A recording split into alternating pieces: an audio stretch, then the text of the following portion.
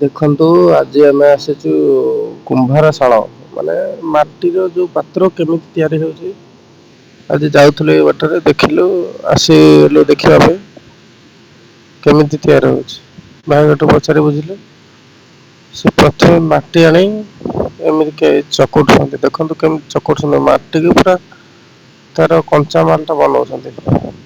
ଚକଟି ଚକଟି ବନେଇଲା ପରେ ସେ ମାଟି ପଳେଇ ଆସୁଛି ଏଠିକି। ଏଠି ଦେଖନ୍ତୁ ସେ ଛୁଆ ଟା ତାଙ୍କର ଇଏ ପୁଅ ହବ। ଦେଖନ୍ତୁ କେମିତି ବଢିଆ ଇଏରେ ଆରାମ ତାରେ ଶାଳରେ ପକେଇକି ତିଆରି ଅଛି।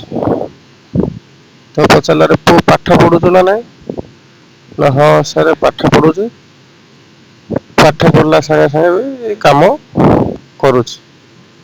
ସିଏ ଘରେ ବାପା ଦାଦା ମାନଙ୍କଠୁ ଦେଖିକି ଶିଖିକି ତାର ସେ ମନକୁ ମନ ଶିଖିକି ସେ ତାର ସେ କରୁଛି ଆଉ।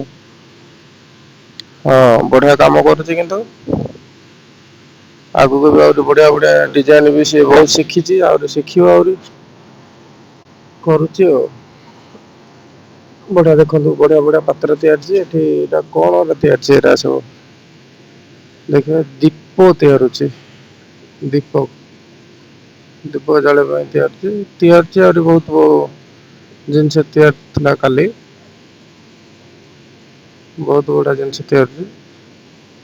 ଏ ତିଆରି ହେଇ ସାରିଲା ପରେ ଆକୁ ଯିବା ଦେଖିବା କଣ ହଉଛି ଆର ତିଆରି ସାରିଲା ପରେ ଆଉ ଏ ଜିନିଷ ପ୍ରସ୍ତୁତି ହେବା ପାଇଁ ପରିପକ୍ୱତା ପାଇବା ପାଇଁ ଆଉ ଗୋଟେ ଜାଗାରେ ଯାଇ ନେଇକି କଣ ଗୋଟେ କରୁଛନ୍ତି ଆକୁ ପୋଡା ପୋଡି କରିବା ପାଇଁ ନଉଛନ୍ତି ଆଉ ଗୋଟେ ଜାଗାକୁ ତିଆରି ସାରିଲା ପରେ କିଛି ଦିନ ଶୁଖଉଛନ୍ତି ଶୁଖେଇ ସାରିଲା ପରେ ତାଙ୍କର ପୋଡା ଭାଟିକି ଯିବା ଚାଲନ୍ତୁ ଯିବା ଦେଖିବା ତାଙ୍କର ପୋଡା ଭାଟି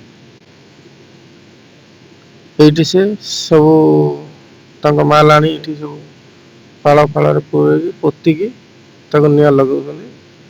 ପୋଡି ସାରିଲା ପରେ ତାଙ୍କର ଏମିତି ମାଲ ରେଡି ହେଇଯାଉଛି ଜିନିଷ ସବୁ ଏମିତି ପୁରା କମ୍ପ୍ଲିଟ ରେଡି ହଉଛି ତାକୁ ବର୍ତ୍ତମାନ ସେ ପ୍ୟାକିଂ କରି ଗାଡିରେ ଲୋଡ କରି ତାଙ୍କ ବଜାରକୁ ବର୍ତ୍ତମାନ ସପ୍ଲାଇ ହଉଛି ଦେଖନ୍ତୁ ସପ୍ଲାଇ ହଉଛି ବଜାରକୁ ସବୁ ସଜେଇକି ଏ ଫାଇନାଲ ବଜାର ଯିବ ହଁ ଯୋଉଠି ଯୋଉଟା ଦରକାର ଯିଏ ଯେତେ ଅର୍ଡର କରିଥିବ ସେଠି ସବୁ ଲାଗିବ ଯାଇକି ଆଉ ରହୁଛି ଆପଣ ହଁ ହଁ ହଁ କୋଉଠି ବ୍ରହ୍ମପୁର ଯାଉଛି ନା ହଁ ଭଲ ରେଟ୍ ମିଳୁଥିବ ତ ହଁ ହଁ ହଁ ହଉ ଭଲ ଧନ୍ୟବାଦ ଭାଇ ବଢିଆ କାମ ଗୁଡସ୍ ଜବ୍